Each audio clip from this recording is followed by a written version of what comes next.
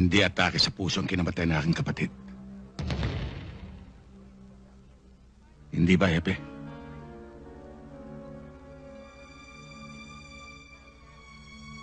Mukhang may ibig kang tukuyin.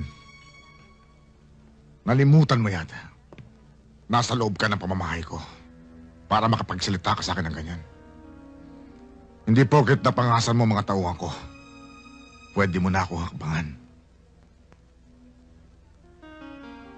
Baka gusto mong manahog ng bahay ko. Nauna pa.